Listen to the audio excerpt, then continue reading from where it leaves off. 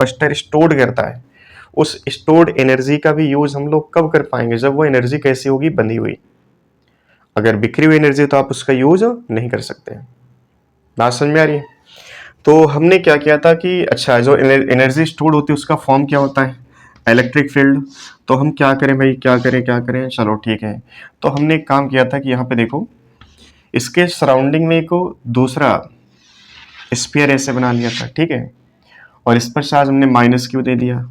और हम जानते हैं जो इलेक्ट्रिक लाइंस होती हैं वो स्टार्ट कहाँ से होती हैं, पॉजिटिव चार्ज से, और फिनिश कहाँ पे होते हैं, नेगेटिव चार्ज। मतलब जो ये फील्ड लाइंस इनफाइनाइट तक जा रही थी ना, वो इतने रीजन में समेट ली गई, ठीक है। तो इससे दो फायदे निकल के आए थे। पहला फायदा ये था कि इसकी जो कैपेसिटी थी वो बढ़ गई थी, साथ में एनर्जी स्टोर्ड वो एक लिमिटेड स्पेस में कन्फाइन हो गई। मतलब जो ये स्पेस है ना, इसमें ये एनर्जी कन्फाइन हो गई थी, ठीक है। तो बाकी का जो कॉन्सेप्ट आप एक बार इसको देख करके आइएगा। चलिए आज का जो लेक्चर है अब शुरू किया जाए। जैसे मान लो हमारे पास स्फेरिकल कैपेसिटर का फार्मूला था C इक्वल टू 4πε0 इंटू त्रिज्या रेडियस, ठीक है। अब उसी पर भी जैसे मान लो आपको छोटा छोटा कुछ चुटकुला कि जैसे मान लो हमारे पास दो स्फीयर है भाई, ठीक है, और इनके रेडियस कुछ अलग है। एक की रेडियस मान लो A है, एक की रेडियस B है, और इनको आपस में कंडक्टिंग वायर, ठीक है, एक वायर के थ्रू हमने इनको आपस में कनेक्ट कर रखा है। वायर का मतलब कंडक्टिंग नेचर ही हो गया। तो हमें इस सिस्टम की जो कैपेसिटी है ना वो बतानी, कैपेसिटेंस कितनी होगी, ठीक है। जैसे मान लो कुछ ऐसे क्वेश्चन आपको मिलेंगे, ठीक है। ये दो स्फीयर है, कंसेंट्रिक स्फीयर।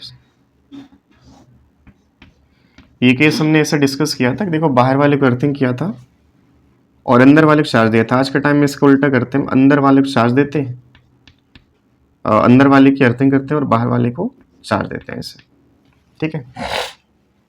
यहाँ पर रेडियस है और ये बी। इस केस की कैपेसिटेंस और इस केस की कैपेसिटेंस, स्क्रीन पॉज कर लेना, आप एक बार ट्राई करना। तरीका वही, कोई इसमें जादू नहीं है कि आप इसमें जादू कर सकते हैं, ठीक है, कोई जादू नहीं।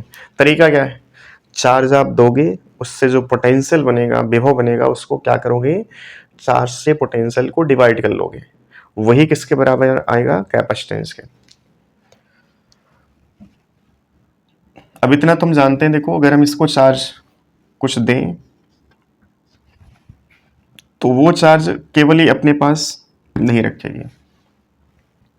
रीजन कि ये जो वायर ना, ये वायर क्या करेगी, हमेशा चार्ज का फ्लो कहाँ से कहाँ स्टार्ट कर देगी, higher potential to lower potential. और ऐसा कब तक, जब तक दोनों का पोटेंशियल इक्वल ना हो जाए।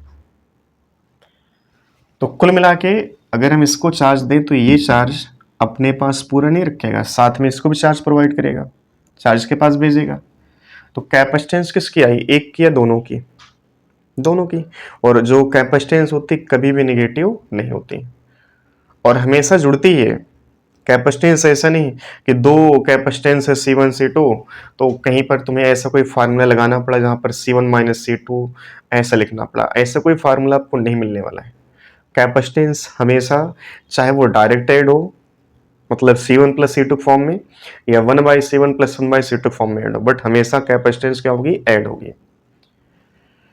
तो हम इसकी कैपेसिटेंस मान लेते हैं भाई C1, इसकी C2। इसकी अकेले कैपेसिटेंस हम जानते हैं क्या होती है, स्फेरिकल शेप है इसका 4πε0, इसकी रेडियस, C2 बोलना 4πε0 और इसकी रेडियस। टोटल जो कैपेसिटी आएगी इस सिस्टम की वो C1 प्लस C2 के बराबर। C1 प्लस C2 में देखो 4πε0 कॉमन ले लो, फाइनली अंदर क्या बचा भाई, A प्लस B। ये आ जाएगा इस सिस्टम की कैपेसिटेंस। इस क्वेश्चन में क्या है कि यहाँ पर अच्छा, जिस पॉइंट की अर्थिंग करते हैं वो मान लो कि एक ऐसे पॉइंट से कनेक्ट है जिसका पोटेंशियल हमेशा कितना रहेगा, 0। और अर्थ एक बहुत बड़ा राक्षस कह सकते हैं। राक्षस मतलब अब ऐसा नहीं कि आप इसको अदरवाइज लेना, राक्षस मतलब कि जिसको हम कितना भी खिला दें, ठीक है, इसका पेट नहीं भरना, मतलब कि इसका जो पोटेंशियल है सरफेस का वो कभी भी 0 से ऊपर नहीं उठता। तो भाई जो इतना ज्यादा भूखा है कि इसको हम कितना भी खिला दें इसका पेट नहीं भरने वाला, तो इसको खिलाना क्यों। इसकी कैपेसिटी कितनी हो जाएगी, इनफाइनाइट। बाकी एक ये अरेंजमेंट है कि हम जो कैपेसिटेंस कैलकुलेट करेंगे इस सिस्टम की, उससे जो एनर्जी स्टोर्ड होगी ना वो लिमिटेड स्पेस, मतलब इन दो रीजन के बीच में रह जाएगी। ठीक है, ये जो अंदर वाले अर्थिंग आपने कर दिया उससे रिजल्ट क्या निकलेगा कि यहाँ पर कुछ नेगेटिव चार्ज आएगा और यहाँ पर आपने कुछ चार्ज मान लो प्लस दे दिया, तो प्लस और माइनस के बीच में इलेक्ट्रिक लाइंस समिट जाती है, प्लस से स्टार्ट होकर माइनस में समाप्त हो जाते हैं। तो कुल मिला के यहाँ पर हम देखो अंदर वाले अर्थिंग कर दिए, तो हम इसको सबसे पहला काम करेंगे, इसका पोटेंशियल क्या लिख लें, 0। और जिस पॉइंट की अर्थिंग होती है उस पॉइंट को हम कभी भी चार्ज नहीं देते हैं। चार्ज हमेशा जो नॉन अर्थिंग वाला पॉइंट है वहीं पर चार्ज दिया जाए। तो हमने इसको मान लो चार्ज आउटर सेल को हमने क्यों दिया, इनका नामकरण कर लो भाई, अंदर वाले का ए, बाहर वाले का बी। तो बाहर वाले सेल को जो चार्ज आपने क्यों दिया उससे सिस्टम की कैपेसिटेंस कितनी होगी, चार्ज हमने इसको दिया तो कैपेसिटेंस इसकी ही कैलकुलेट करेंगे, लेकिन उसमें इस अंदर वाले का रोल क्या है, रोल इसका भी है। ठीक है, अच्छा ये बताना, अच्छा कैपेसिटेंस का जो फार्मूला होता है हमारे पास C equal to Q by V, इसमें V का मतलब क्या होता है, पोटेंशियल या पोटेंशियल डिफरेंस। ये हमेशा पोटेंशियल डिफरेंस होता है, ये पोटेंशियल नहीं होता है। ठीक है, तो पोटेंशियल का डिफरेंस, इस सरफेस का पोटेंशियल मान लेते हैं VB है, इस सरफेस का पोटेंशियल V। अच्छा, अगर यहाँ पे अर्थिंग ना होती तो क्या चार्ज यहाँ पर पोटेंशियल बनाता, हाँ बनाता। अब चूंकि अर्थिंग हो गई थी यहाँ पर पोटेंशियल 0 हो गया टोटल, लेकिन अभी भी ये जो बाहर वाला चार्ज है ना अभी भी यहाँ पर प्लस का पोटेंशियल बनाना चाहेगा। यहाँ पर पोटेंशियल अभी भी कैसा होगा, इस चार्ज के द्वारा प्लस का, फिर भी पोटेंशियल 0 बन रहा, मतलब शायद कुछ ऐसा हुआ है कि यहाँ पर किसी ने माइनस का पोटेंशियल बना दिया है, और माइनस का पोटेंशियल तभी बने जब चार्ज कैसा आएगा यहाँ पर माइनस का। तो हम ये मान लेते हैं कि अंदर वाली सेल पे चार्ज ऑटोमेटिक अर्थ के द्वारा क्यू डैश चार्ज आ गया। अब इस क्यू डैश का वैल्यू अब आपने कैलकुलेट कर लिया, क्योंकि आपको पोटेंशियल का डिफरेंस लिखना होता है, पोटेंशियल नहीं लिखना होता है। चलो अभी बताओ, अंदर वाले सेल का पोटेंशियल टोटल 0 लिखना है, तो उसके लिए सबसे पहले अंदर वाले सेल का चार्ज का पोटेंशियल के Q dash by A plus के क्यू बाई बी, और बराबर में क्या लिख लें इसको 0। चेक करो यहाँ से क्या बना, के क्यू डैश बाई ए बराबर माइनस के क्यू बाई बी, क्यू ने के ने के को मार दिया है, तो क्यू डैश यहाँ से क्या आ गया भाई, क्यू डैश आ गया यहाँ से माइनस का क्यू इंटू ए अपॉन बी। ठीक है, ये आ गया। अब तुम्हें क्या करना है, सरफेस बी का पोटेंशियल और माइनस सरफेस ए का पोटेंशियल, सरफेस ए का तो 0 है, तो कुल मिला के सरफेस बी का ही पोटेंशियल लिख लो। क्या लिखे, के क्यू बाई क्या बी प्लस के क्यू डैश बाई क्या बी। ठीक है, चलो यहां से चीज हटा दी जाए।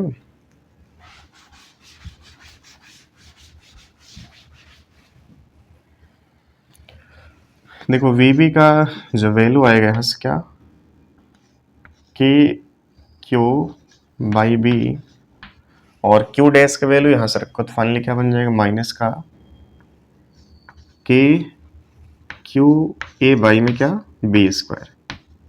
ठीक है, अब यहाँ से क्या चीज कॉमन ली जा सकती है, कॉमन क्या लिया जा सकता है यहाँ से, के क्यू बाई बी, के क्यू बाई बी, अंदर क्या 1 माइनस ए अपॉन बी, ये बचेगा। अब तुम्हें कैपेसिटेंस चाहिए, तो C इक्वल टू जो चार्ज तुमने गिवन और चार्ज जो तुमने दिया है, और बाई में दो सरफेस के बीच का पोटेंशियल डिफरेंस, तो यहाँ पे 0, यहाँ पर VB है, तो कुल मिलाकर डिफरेंस VB के बराबर आ जाएगा। तो के क्यू बाई बी और इंटू 1 माइनस ए अपॉन बी। देखो यहाँ से क्यू खत्म होगा, ये 1/4 पे एप्सिलॉन नॉट, और नीचे बी भी है, तो ये बाई की चीज़ कहाँ जाएगा, ऊपर, तो C का वैल्यू यहाँ से आ जाएगा हमारा 4 पाई एप्सिलॉन नॉट बी इंटू, और बी बाई में देखो आप इसको ऐसे भी लिख सकते हैं, बाई वाले बच्चे थोड़ा ध्यान देंगे, यहाँ पे बी माइनस ए और बाई का बी मतलब बी स्क्वायर ऊपर जाएगा ट्रूट। ठीक है, और ये बनेगा हमारे पास बी माइनस ए, ये आ जाएगा कैपेसिटेंस इस केस की। अब वो नीट में देखो आज के टाइम में जेईई मेंस लेवल के न्यूमेरिकल ऐसे पूछ सकता है। ये बहुत टफ नहीं कह सकते, बस क्या ना एक पोटेंशियल का नॉलेज है तो सीक्वल टू क्यू वाई भी आप निकाल सकते हो। ठीक है, इसको नोट करो।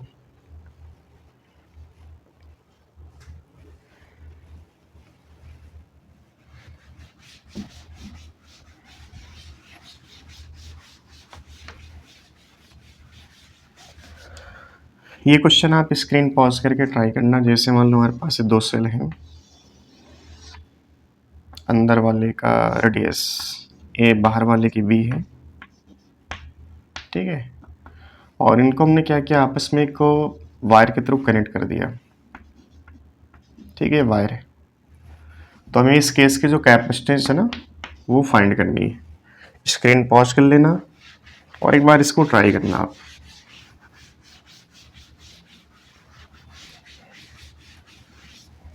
चलो आंसर आप मैच करिएगा।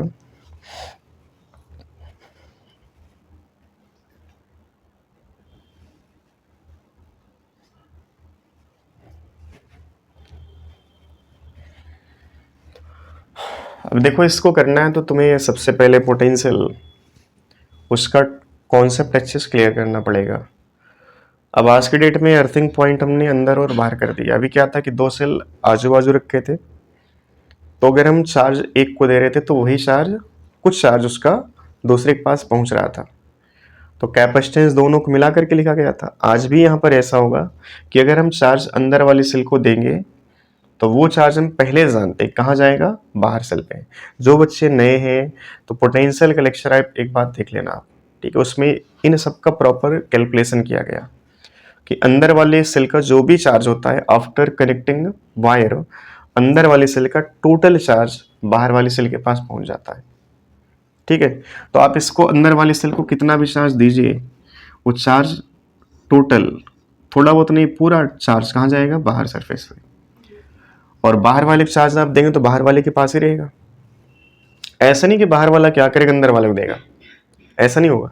लेकिन अंदर वाले सेल को आप चार्ज देंगे तो कहाँ जाएगा, बाहर। क्यों? क्योंकि हम जानते हैं कि सरफेस जो आपस में वायर के थ्रू कनेक्ट, उनका पोटेंशियल डिफरेंट नहीं रह सकता है, वो सेम पोटेंशियल पे रहना चाहेंगे। अब आपने अंदर वाले को चार्ज दिया तो अंदर वाले का पोटेंशियल ज़्यादा हुआ, बाहर वाले का पोटेंशियल कम, तो अंदर वाला सेल क्या करेगा, चार्ज को भेजेगा तब तक जब तक दोनों पोटेंशियल इक्वल ना हो जाए। रिजल्ट ये निकलता है कि पोटेंशियल इक्वल होने के लिए ये पूरा चार्ज ही अपने आप को कुर्बान कर देता, फाइनली बाहर आ जाता है। बात समझ में आ रही है? अच्छा, बाहर वाले सेल को अगर हम चार्ज देंगे तो इसके लिए सारा पॉइंट अंदर का है, तो यहां से लेके यहां तक सारे पॉइंट का पोटेंशियल एक जैसा रहेगा। तो बाहर वाला सेल कभी भी अंदर वाले सेल को चार्ज नहीं ट्रांसफर करेगा, लेकिन अंदर वाला सेल बाहर वाले को चार्ज ट्रांसफर करेगा। तो कुल मिला के कैपेसिटेंस हम किसके लिखें, जो चार्ज अपने पास रखे, कौन रख रहा, बाहर वाला सेल। ये कुछ ऐसा है, छोटा सा एग्जांपल और समझ लो। जैसे मान लो हमारे पास ये दो बर्तन है और इसके ऊपर एक छोटा सा मान लो कोई बर्तन है, और यहाँ पर हमने क्या किया, एक छोटा सा होल बना दिया। ठीक, इसमें पानी हम भरे और हम कहीं बताओ इसकी, इस सिस्टम की जो कैपेसिटी है कितनी है। अगर मान लो यहाँ पर होल नहीं होता तो जो पानी तुम भरोगे ना वो इसी के पास रहेगा। अब तुमने अगर एक छोटा सा होल बना दिया तो ये पानी क्या होगा, भर तो तुम इसमें रहे हो, लेकिन वो पानी कहाँ जा रहा, नीचे। तो कैपेसिटी हम किसकी बता रहे हैं, ए की या बी की, बी की यहाँ पर। ठीक है, क्योंकि जो भी आप पानी भरोगे, पानी इनडायरेक्टली ए के पास ना जाकर किसके पास जा रहा, बी के पास। तो जो चार्ज स्टोर करता है ना, जो चार्ज अपने पास रखता है, कैपेसिटेंस उसकी बताई जाती है। अब इसमें चार्ज स्टोर कौन कर रहा, ए या बी, तो बी। तो कैपेसिटेंस हम किसकी बताएं, सिंपल एक लाइन में लिख लो भाई, 4 पाई एप्सिलॉन नॉट बी। ये कैपेसिटेंस होगी सिस्टम की।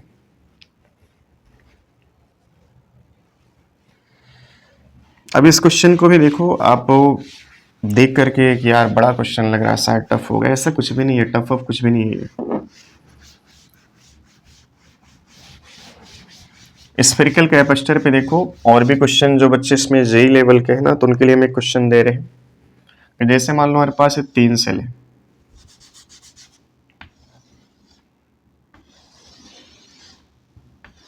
ठीक है, 3 सेल है और इन 3 सेल की रेडियस कुछ हो, ए, बी और सी ऐसे मान लेते हैं। बी सेल जो है ना इसको हमने अर्थिंग किया, ठीक है, और ए सेल को एक तार के थ्रू आपस में सी सेल से कनेक्ट कर दिया, ठीक है। बी वाली सेल की अर्थिंग है, अंदर वाली सेल को बाहर वाली सेल से कनेक्ट कर दिया। इस सिस्टम की जो कैपेसिटेंस होगी वो आप कमेंट करके ज़रूर बताना कि आपका आंसर क्या मैच हो रहा है, ठीक है। फिर आपको हम रिप्लाई देंगे कि इसका आंसर सही क्या है, ठीक है। और नहीं आता तो फिर इसका हम सोल्यूशन आपको भेज देंगे, ठीक है। तो कुल मिलाकर देखो क्वेश्चन तो ढेर सारे हम बना सकते हैं। अब जैसे जे की बात करें, जे में कोई लिमिटेशन नहीं होती है, यहाँ पर कुछ मीडियम ले लेगा वो, ठीक है, यहाँ पर कुछ मीडियम ले लिया, इसके जो डाइलेक्ट्रिक कांस्टेंट मानते हैं के, ठीक है, तो उस पर भी कैपेसिटी जो है ना चेंज हो जाएगी, फिर वो कैलकुलेशन टफ हो जाएगा, वो प्योर जे लेवल हो जाता है, ठीक है। ये अभी क्या है ना, जे मेंस लेवल हो गया आपका। नीट में तो ऐसा क्वेश्चन कभी नहीं आएगा, बट जेई मेंस में ऐसा क्वेश्चन आता है। जे एडवांस नहीं कह सकते, जे एडवांस का मतलब है कि आप यहाँ पर कुछ मीडियम ले लो, ठीक है, यहाँ पर कुछ मीडियम ले लो, ठीक है, ये कुछ मीडियम ले लिया यहाँ पे, जिसका डाइलेक्ट्रिक कांस्टेंट यहाँ पर के मान लेते हैं, ठीक है। जो बच्चे पर्टिकुलर जे एडवांस की तैयारी कर रहे हैं तो वो ये क्वेश्चन भी एक बार ट्राई करना कि यहाँ पर कुछ मीडियम ले लिया, ठीक है, और अंदर वाली सेल को बाहर वाली सेल से कनेक्ट कर दिया, या अब ऐसा करते हैं कि यहाँ पे रखते हैं और ये वाली जो तार के थ्रू कनेक्ट है ये हटा करके तब यहाँ पर मीडियम ले लिया। तो क्वेश्चन बहुत सारा बन सकता है, ऐसा नहीं कि एक ही दो क्वेश्चन बन सकते हैं। अगला टॉपिक हम लोगों का इसी में आगे देखो, ये तो एक डेरिवेशन होता है जो कि बोर्ड एग्जाम में अक्सर पूछा जाता है, और नीट में या फिर जेईई मेंस में इसका फार्मूला पूछ लेता है, ठीक है, कि जो सिलिंड्रिकल कैपेसिटर है उसकी कैपेसिटेंस कितना है, उसका फार्मूला नीट में पूछ लेगा जेईई मेंस में। तो स्फेरिकल कैपेसिटर के बाद एक आता है सिलिंड्रिकल कैपेसिटर, ठीक है, जिसका डेरिवेशन तुम्हें करना है, क्योंकि कई बार नीट और जेईई मेंस में डायरेक्ट इसका फार्मूला पूछ लिया था। एक सिलिंड्रिकल कैपेसिटर की जो कैपेसिटेंस होती है उसका फार्मूला, उसका रिजल्ट क्या होता है, ठीक है। तो आखिरी में रिजल्ट आपको याद रखना, याद कर लेना, लेकिन आप इसका जो कॉन्सेप्ट है कैसे डिराइव हुआ है, चूंकि ऐसा नहीं कि क्वेश्चन जो आप अदर करेंगे तो उनमें इसका हेल्प नहीं मिल सकता, मिल सकता है। हो सकता है कई बार कि क्वेश्चन आपको कुछ इसी के जैसा ही बना के दे, बट कॉन्सेप्ट इसके जैसा यूज करना उसमें तुम्हें। चलिए बच्चों, स्फेरिकल कैपेसिटर में जितने भी वैरायटी न्यूमेरिकल पॉसिबल थे सारे डिस्कस हो गए। अब थोड़ा इस टॉपिक को आगे बढ़ाया जाए। अगला टॉपिक हम लोग का सिलिंड्रिकल कैपेसिटर, ठीक है। जेईई मेंस हो चाहे आपका नीट हो, उसमें इसका डायरेक्ट रिजल्ट पूछा गया है। डेरिवेशन तो हम लोग सीखेंगे, बट डेरिवेशन आपके किसी काम का नहीं है, मतलब काम का मतलब कि आपको वहाँ पे डेरिवेशन लिख करके नहीं आना है, ठीक है, बट सीखना जरूर है। रीजन कि इसमें एक अच्छी सी मैथमेटिक्स आपको मिलेगी, साथ में जो कैपेसिटेंस अभी तक हमने कैलकुलेट की है उसमें जो रिपीटेशन हो रहे थे, कैपेसिटेंस किसी बॉडी कैलकुलेट करना है तो उसके लिए सबसे पहले क्या करना है, चार्ज को देना है। चार्ज देने के बाद जो पोटेंशियल राइज होता है सरफेस पे, उस पोटेंशियल को डिवाइड कर लेना था। तो अभी तक हम केवल वो क्वेश्चन डिस्कस किए जिनका पोटेंशियल पहले से हम पढ़ के बैठे थे और पोटेंशियल कैलकुलेशन पहले से जानते थे। अब वो टॉपिक हम डिस्कस करने जा रहे हैं जिनमें पोटेंशियल का कैलकुलेशन करना पड़ेगा आपको, ठीक है। चाहे वो आपके पास पैरेलल प्लेट कैपेसिटर, जो कि सबसे इंपॉर्टेंट पार्ट होता है कैपेसिटर का, मान चले कि 80 से 90% जो कैपेसिटर का टॉपिक है वो अकेले कवर करता है पैरेलल प्लेट कैपेसिटर, ठीक है। सिलिंड्रिकल कैपेसिटर तो वैसे एक छोटा सा पार्ट होता है जिसका डेरिवेशन सभी लोग करवाते हैं और इसको बड़े प्यार से करवाते हैं, क्योंकि इसमें जो है ना थोड़ी सी एक मैथमेटिक्स देखने को मिलती है, ठीक है। बोर्ड एग्जाम के टीचर हो चाहे कंपटीशन को, सब इसको बहुत अच्छे से ड्राइव करवाते हैं, ठीक है। चलो ठीक है, देखते हैं।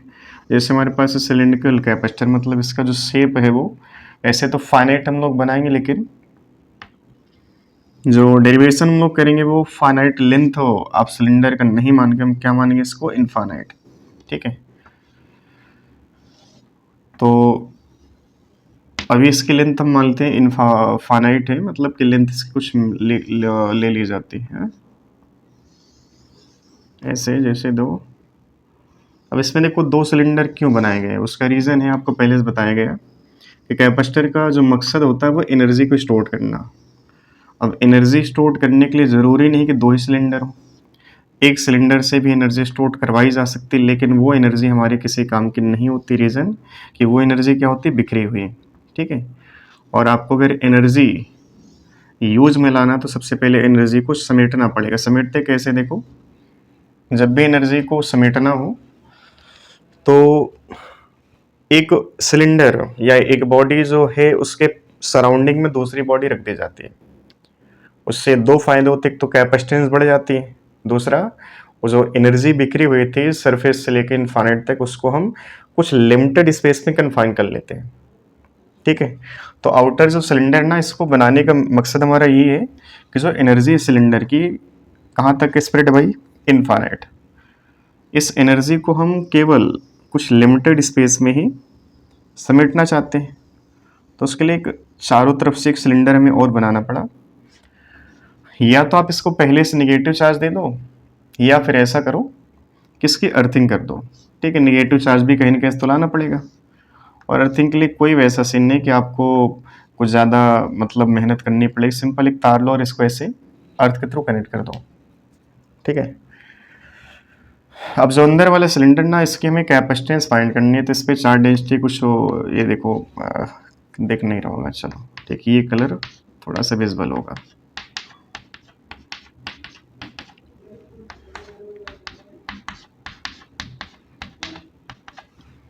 ठीक है। अब इसकी जो रेडियस है, अब 2 सिलेंडर है तो दोनों की रेडियस R1 R2 मान लीजिए। ए और बी भी आप मान सकते हैं, ऐसा कोई नियम नहीं है। तो अंदर वाले की रेडियस R1 है और बाहर वाले की रेडियस ये मान लेते हैं R2, ठीक है।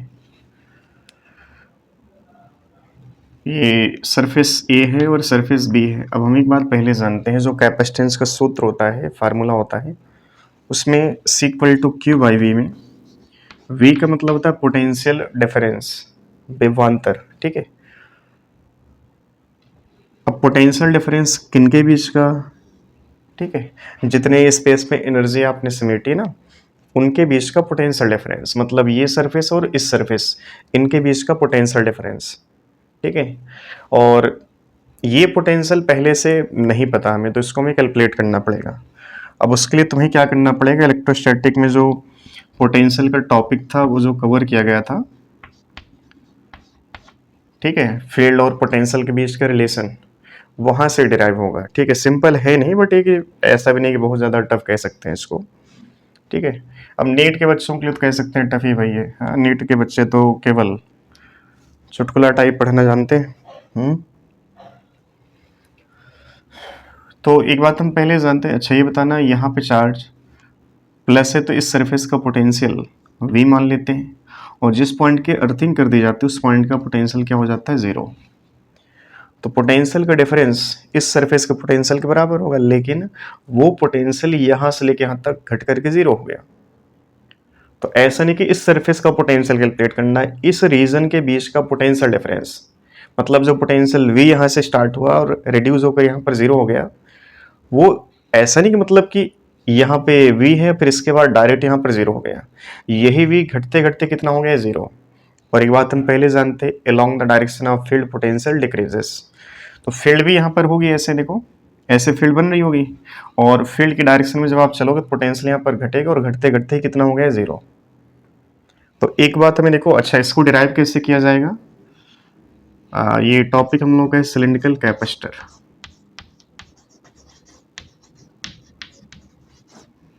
सिलिंड्रिकल कैपेसिटर,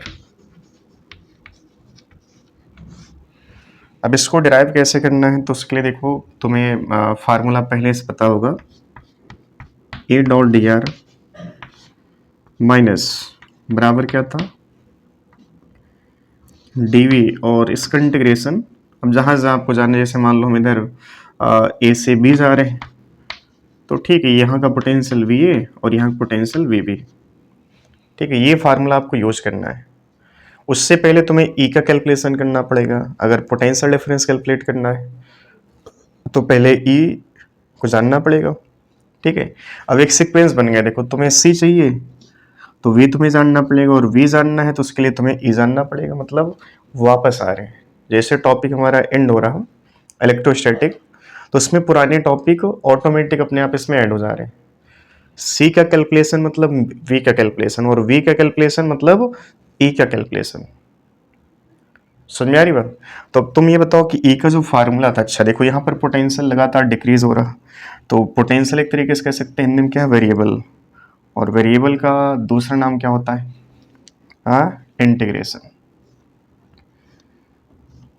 तो हमें यहाँ पर इंटीग्रेशन करना, लेकिन इंटीग्रेशन के कुछ पॉइंट्स होते हैं, तरीके होते हैं कि हम पहले क्या करते हैं, छोटे छोटे पार्ट्स में तोड़ते हैं, फिर उन्हीं पार्ट्स को आपस जोड़ते हैं। तो फिर जब जोड़ना था तो तोड़े क्यों, तो उसके लिए रीज़न होता है कि भाई हम देखो, जो एक छोटा सा एलिमेंट चूज करते हैं ना, उस एलिमेंट के लिए जो फार्मूला हम लगाते हैं, वो फार्मूला उस एलिमेंट के लिए कांस्टेंट माना जाता है। अब पूरे स्पेस में तो आप चीज़ें कांस्टेंट नहीं कर पा रहे हैं, यहाँ से लेके यहाँ तक ना तो पोटेंशियल कांस्टेंट है और ना ही फील्ड कांस्टेंट है। तो हम एक छोटे छोटे पार्ट्स को तोड़ करके उनका पोटेंशियल डिफरेंस लिखते जाएंगे, फिर सबको आपस जोड़ देंगे। ठीक है, तो एक छोटा सा एलिमेंट जो आपने यहाँ पे इसमें तोड़ा है, उसके क्रॉस जो पोटेंशियल डिफरेंस है वो आप कैलकुलेट कर लो, और ऐसे छोटे छोटे जो डिफरेंस आप पोटेंशियल हैं जहाँ तक मिलेंगे उनको आप सबको जोड़ते चले जाओ। ठीक है, इसी को हम लोग कहते हैं हिंदी में इंटीग्रेशन।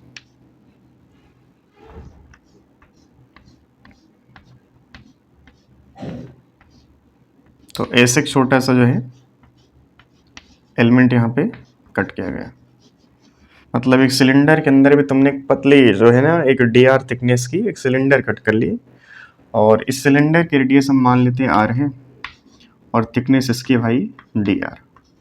ठीक है, यहाँ का पोटेंशियल डिफरेंस जो आपने एक दीवार डी आर मोटाई की बनाई है, यहाँ का पोटेंशियल डिफरेंस मान लिया डी वी। ठीक है, और इसे छोटे छोटे डी वी सबको जोड़ते चले जाओ, वही इन दो सरफेस के बीच का पोटेंशियल डिफरेंस हो जाएगा। यहाँ से लेके यहाँ तक पोटेंशियल वेरी कर रहा है, तो लिमिट हम यहाँ से स्टार्ट करेंगे, यहाँ पर फिनिश करेंगे, मतलब R1 से लेके R2। तो सबसे पहले देखो तुम्हें E का कैलकुलेशन करना है, तो हमारे पास ये वाली सरफेस है, इस सरफेस पर E का वैल्यू जो बनेगा वो 2k लेमडा बाई आर।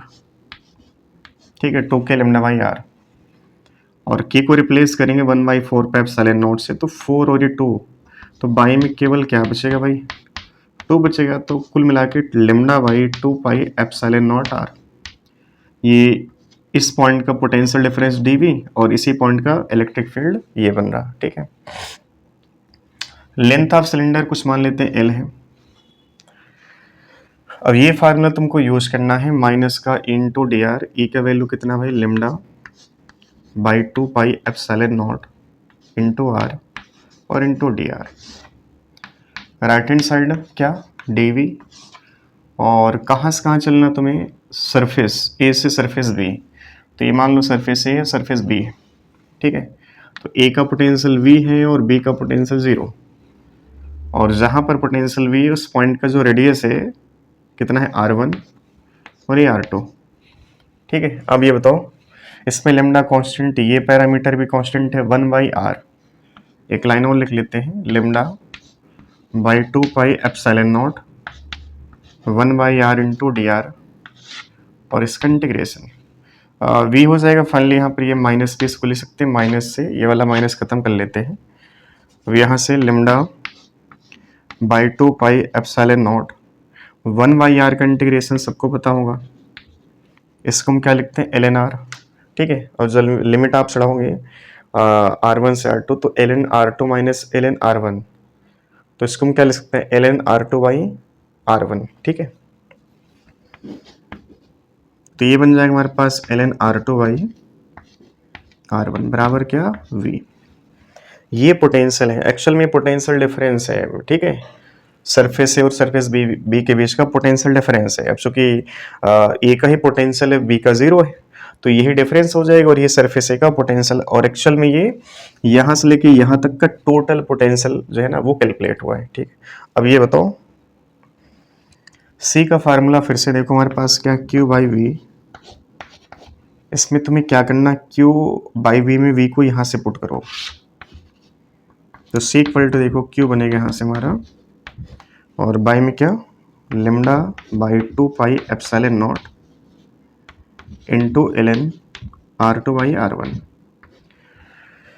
अब एक जगह पे लेमडा दिया और एक जगह पर क्यू है, तो फाइनली क्यू को चाहे लेमडा में कन्वर्ट करो चाहे लेमडा क्यू में, तो क्यू को ही लेमडा में कन्वर्ट कर लेते हैं। टोटल चार्ज होगा, यूनिट लंबाई में लेमडा है तो एल लंबाई में कितना होगा, lambda into L, lambda into L by में क्या, अच्छा देखो बाई का जो 2 पाई एप्सिलॉन नॉट है ऊपर जाएगा, ठीक है, चलो यहीं पे लिख लेते हैं इसको, 2 pi epsilon not ln R2 by R1, lambda से लेमडा खत्म, बाई का 2 पाई एप्सिलॉन नॉट कहाँ जाएगा, ऊपर।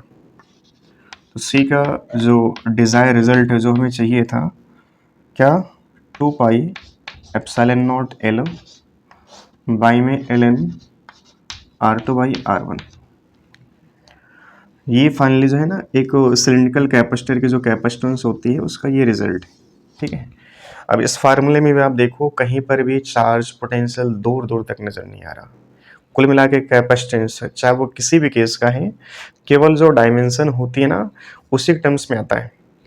लंबाई हमने ले लिया था रेडियस, तो उनके टर्म्स में आंसर आया, ठीक है। तो इसको नोट करिए। फिर इसके बाद जो सबसे इम्पोर्टेंट टॉपिक है कैपेसिटर का, इसको हम लोग कहते हैं हिंदी में पैरेलल प्लेट कैपेसिटर।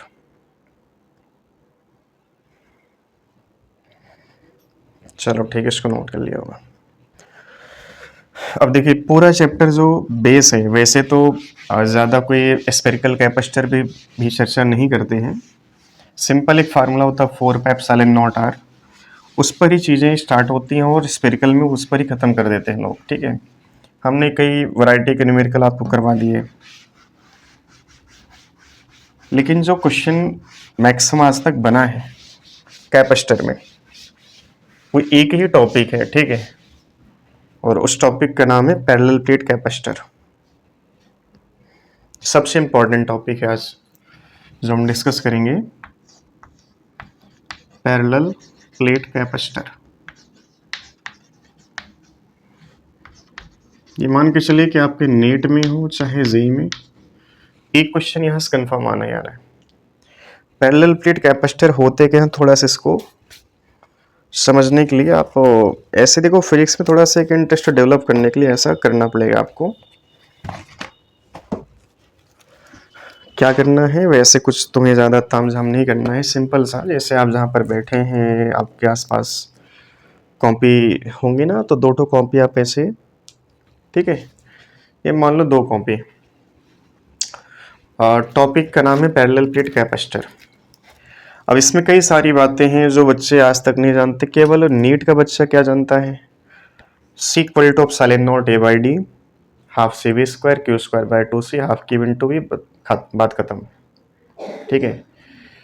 एनर्जी कितना डेसिपेट होगी, half C V square half Q into V in the form of heat, और क्यू स्क्वायर बाई 2 सी, ठीक है। हीट का फार्मूला क्या होगा, U final U initial minus U final, ठीक है। बस इतना ही कैपेसिटर पड़ता है वो, ठीक है। बहुत सारी बातें हैं जो आपको जानना जरूरी है, थोड़ा सा टॉपिक में एक इंटरेस्ट डेवलप होगा। जैसे देखो कैपेसिटर का मतलब होता है क्या, सिंपल, कैपेसिटर का मतलब अपनी भाषा में समझने के लिए कि एक ऐसा डिवाइस जो क्या करता है, एनर्जी को स्टोर करता है या चार्ज को होल्ड करता है। अब जैसे हमारे पास मान लो एक कोई प्लेट है, कंडक्टिंग नेचर की प्लेट है, ठीक है। अब इस प्लेट के पास 2 सरफेस, अगर आप सामने से देख पा रहे हो तो यहाँ पर आपको एक सिंगल लाइन दिख रही है, जबकि ऐसे देखने पर ये फ्रंट सरफेस और इसके बैक साइड में दूसरी सरफेस वो आपको दिख नहीं रही होगी। इस कॉपी में 2 सरफेस हैं जो कि आप केवल एक सरफेस देख पा रहे हैं। क्या हम एक सिंगल प्लेट के द्वारा चार्ज स्टोर कर सकते हैं, चाहे वो कंडक्टिंग नेचर की हो चाहे नॉन कंडक्टिंग, ठीक है।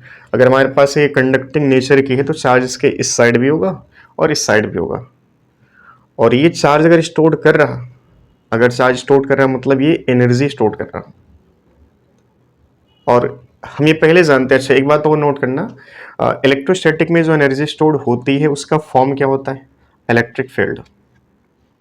इसमें भी कई बार बच्चा जो कंफ्यूज होता है कि अच्छा U बराबर क्या होता है, half C V square, energy stored between parallel plate capacitor that is half C V square Q square by 2 C half Q into V. तो तीनों फार्मूलों से कंक्लूजन ये निकालता बच्चा कि यार शायद एनर्जी, चार्ज और पोटेंशियल दोनों फॉर्म में स्टोर्ड हो रही है, बट ऐसा गलत है answer. Energy stored in electrostatic in the form of electric field. और हम जानते हैं कि एक जो हमारे पास ये सीट होती है, इसका जो फील्ड होता है कहाँ से स्टार्ट होता है, सरफेस, और ये फील्ड यूनिफॉर्म होती है पूरे स्पेस में due to long size of sheet uniformly charge. ये यूनिफॉर्मली क्या होती है, पूरे स्पेस फैले रहते हैं। तो इसके द्वारा जो एनर्जी स्टोर्ड होगी ना, वो कहाँ तक फैल गई, इनफाइनाइट। अब इस एनर्जी का हमारे पास कोई यूज नहीं है। भाई वही बात ना कि आप बहुत ज़्यादा आपको प्यास लगे और मान लो कि सड़क पर पानी बहुत फैला हुआ है, ठीक है, पानी मान लो 100-200 लीटर सड़क पर फैला हुआ है, क्या वो पानी हमारे किसी काम का है? उससे हम अपनी जो कह सकते हैं प्यास या फिर जो भी है, क्या वो उससे हम अपना पूर्ति नहीं कर सकते हैं? रीज़न क्या, पानी फैला हुआ है। अगर ये जो एनर्जी है अगर ये बिखरी हुई है तो ये हमारे किसी काम की नहीं है। इसको कैपेसिटर कहेंगे, एक सिंगल प्लेट को कैपेसिटर कहा जाएगा, बट ये कैपेसिटर हमारे किसी काम का नहीं है। तभी एक नाम पड़ गया था इसमें, parallel plate capacitor. Parallel plate का मतलब था कि एक प्लेट से एनर्जी जो स्टोर होती है ना, हमारे किसी काम की नहीं। हम क्या करें, इसके बाजू में दो मतलब टोटल ये पहली प्लेट थी और दूसरी प्लेट है। अब इसकी जो फेल्ड लाइन्स है ना, इसके सरफेस से स्टार्ट होकर कहाँ तक जाएंगे, इनफाइनाइट। सामने कोई प्लेट हमने रख दिया निगेटिवली चार्ज, तो फील्ड लाइन्स यहाँ से स्टार्ट होंगे और यहाँ पर क्या होंगे, समाप्त हो जाएंगी। तो कुल मिला के एनर्जी क्या किया आपने, इतने ही स्पेस में क्या किया, कन्फाइन कर दिया, मतलब कि समेट दिया। अब ये एनर्जी हमारे काम की है, अगर इसको मिटा दे तो अब ये एनर्जी हमारे किसी काम की नहीं है। तो हमेशा हम करते क्या कि यहाँ पर दो प्लेट रखते हैं, दोनों प्लेटों की हेल्प से क्या होता है ना कि एनर्जी हम कुछ लिमिटेड, बहुत कम गैप होता है, गैप भी आप मान के चलो मिलीमीटर में होता है। कैपेसिटर की प्लेट के बीच का जो गैप होता है ना, मिलीमीटर में होता है। तो कुल मिला के कहने का मतलब है कि हमारे पास जो ये टॉपिक है, इसमें पैरेलल शब्द का मतलब है कि यहाँ पर एक नहीं दो कैपेसिटर, मतलब कि दो प्लेट, और उन प्लेट में से केवल एक ही प्लेट हमारे काम की होती है। दूसरी प्लेट क्या करती है कि जो एनर्जी इनफाइनाइट तक स्प्रेड थी, उसको एक लिमिटेड रीजन में समेट दी गई थी। तो जैसे ही मान लो हमारे पास एक कैपेसिटर की प्लेट है ऐसे,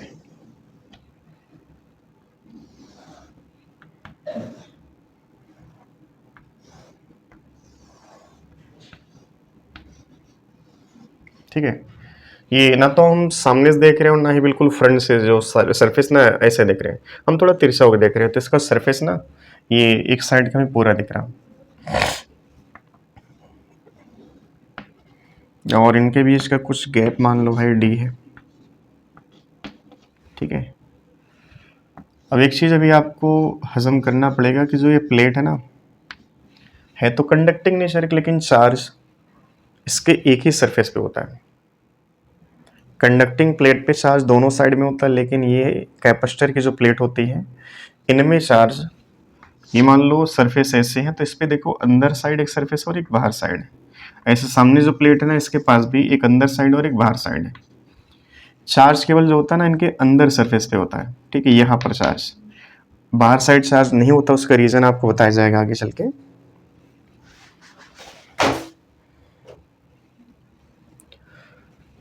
तो ये प्लेट हमने ऐसे रख दिया, ठीक है। अब इसके बाद इन दोनों का क्षेत्रफल, ये जो प्लेटें हैं इन दोनों का एरिया सेम रखा जाता है। सेम क्यों रखते हैं उस पर भी चर्चा की जाएगी अभी।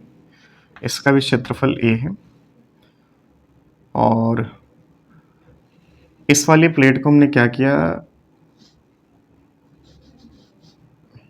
मान लो कि आपने इसको चार्ज प्लस का दे दिया, प्लस सिग्मा अंदर साइड, ठीक है, या प्लस क्यू, और इसके अंदर साइड क्या बन जाएगा, माइनस क्यू। एक तो ये फिगर, या इसी को हम ऐसे बना सकते हैं कि हमारे पास जैसे या तो चार्ज आप अंदर साइड दें माइनस क्यू, या इससे इसके उल्टा। ज़्यादा टाइम वेस्ट नहीं करना हमें कि हम दो दो फिगर बनाएं। या तो ऐसा करते हैं कि यहाँ पर माइनस क्यू चार्ज दें, या तो आप ऐसा करो कि सामने वाली प्लेट को क्या करो, अर्थिंग कर दो। इसका भी वही मतलब निकलेगा, जो अर्थिंग पॉइंट है, इस पॉइंट का पोटेंशियल 0 हो जाएगा, ठीक है। और इस प्लेट को हमने चार्ज क्यों दिया, तो ऑटोमेटिक अर्थ के द्वारा इस सरफेस पर अपने आप चार्ज आ जाएगा यहाँ पर -Q। ठीक है।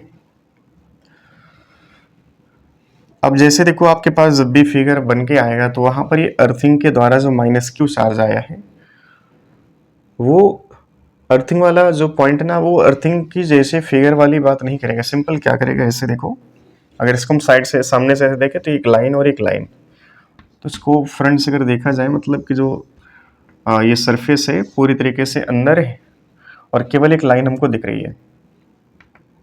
ठीक है, ऐसे देखो स्टार्टिंग में ही थ्योरी है, बाकी इसमें फिर क्या है ना, न्यूमेरिकल, जितना ज़्यादा से ज़्यादा आप डिटेल में जा सकते हो उतना ही ज़्यादा। अंदर सरफेस पे +Q चार्ज है इसके, और इसके सरफेस पे अंदर में -Q चार्ज। केवल ऐसे फिगर बना के देगा आपको। और अंडर स्टोर्ड है कि जो -Q चार्ज आया, या तो आपने ऐसा किया है कि इस वाले पॉइंट को अर्थिंग कर दिया, आपने ऐसा किया है कि यहाँ पर एक आपने बैटरी लगा दी है ऐसे। ठीक है, यहाँ पर क्या लगा दी, एक तो बैटरी ऐसे। ठीक है, बैटरी का जो प्लस टर्मिनल है, ये जो पॉजिटिवली चार्ज प्लेट है, इससे कनेक्ट की। वैसे चार्ज देखो -Q कैसे जनरेट हुआ, इस पर भी चर्चा की जाएगी। इसका पोटेंशियल मान लो V। ठीक है, -Q चार्ज या तो अर्थ के थ्रू आए, या तो फिर यहाँ पर एक बैटरी लगा दीजिए। बैटरी का जो काम है वही अर्थ का काम है कि अर्थ -Q चार्ज यहाँ पर दे रही है, इस वजह से इसका पोटेंशियल कितना हो गया, 0। और वही काम बैटरी करे। बैटरी यहाँ पर क्या करे, इस वाली प्लेट से चार्ज को तोड़ करके ऐसे इस वाली प्लेट को दे रही है। ऐसे चार्ज यहाँ से तोड़ती है और इसको एक कंटिन्यू ऐसा काम करते रहते हैं बैटरी।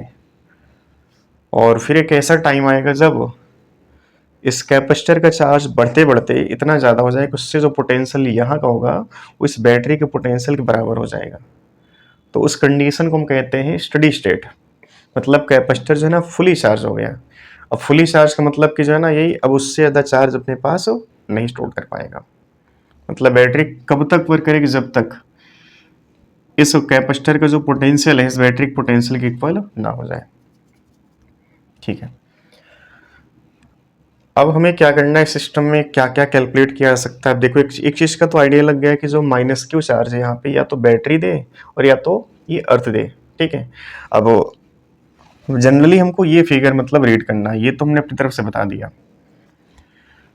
जिस प्लेट को हम बैटरी के प्लस से जोड़ते हैं उसका पोटेंशियल हमेशा बैटरी का जो पोटेंशियल है V उसके बराबर मानते हैं, और जो बैटरी का नेगेटिव टर्मिनल है उससे जो प्लेट कनेक्ट है ना उसका पोटेंशियल हमेशा क्या मानते हैं, 0। ऐसा नहीं कहना कि प्लस वाले का प्लस भी और माइनस वाले का माइनस भी। ठीक है, ये बिल्कुल इक्विवेलेंट है। मतलब ये जो नेगेटिव टर्मिनल है यहाँ का वही अर्थिंग वाले पॉइंट की इक्विवेलेंट है। मतलब यहाँ का पोटेंशियल अर्थिंग का है कितना, 0, और वही यहाँ पर पोटेंशियल कितना बन रहा है, 0। तो बच्चा कई बार होता है ना इस चीज़ को हजम कर लेता है कि अच्छा मान लेते हैं गुरुजी पढ़ा रहे हैं तो सही पढ़ा रहे हैं। ठीक है, कि नेगेटिव जो टर्मिनल है वहाँ का पोटेंशियल 0, लेकिन 0 कैसे लिखा गया है वो ऐसे कंपेयर किया जाता है। चलो ये बात क्लियर हो गया। अच्छा, बैटरी जो चार्ज तोड़ तोड़ करके सामने वाली प्लेट से दे रही है तो बैटरी कुछ वर्क करेगी, तो वर्क है तो गारंटीड यहाँ पर एनर्जी होगी। ठीक है, तो हमें यहाँ पर energy stored by the capacitor वो कितना है, उससे पहले हम सबसे पहले कैलकुलेट करेंगे इसकी कैपेसिटी कितनी है, कैपेसिटेंस कितनी है। ठीक है, तो कैपेसिटेंस के लिए हमें देखो ऐसा नहीं कि हमें यहाँ पर कुल मिला के ये सब जो है ना ज़्यादा, लेकिन फिर भी कैलकुलेट तो करना पड़ेगा। C=Q/V तुमको कैलकुलेट करना पड़ेगा यहाँ पे। तो चार्ज हमने अपनी तरफ से मान लिया +Q, यहाँ पर क्या है -Q।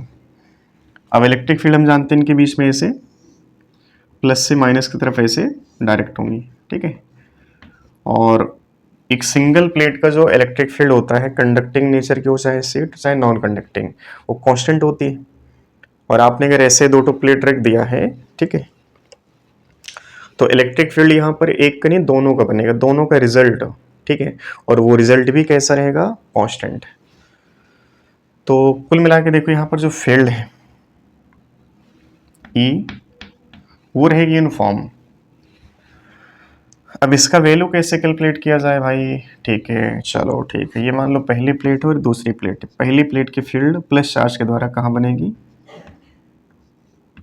सरफेस के परपेंडिकुलर आउटसाइड, और निगेटिवली चार्ज जो प्लेट है इसके थ्रू फील्ड कहाँ बनती है, इनसाइड, मतलब ये हमेशा अपनी तरफ जो प्लेट का सरफेस होता है उधर ही बनाती है। टोटल फील्ड यहाँ पर क्या ऐड हो गई, हाँ ऐड हो गई। टोटल फील्ड जो बनी यहाँ पर E, उसका वैल्यू बन गया यहाँ पे E1 प्लस E2।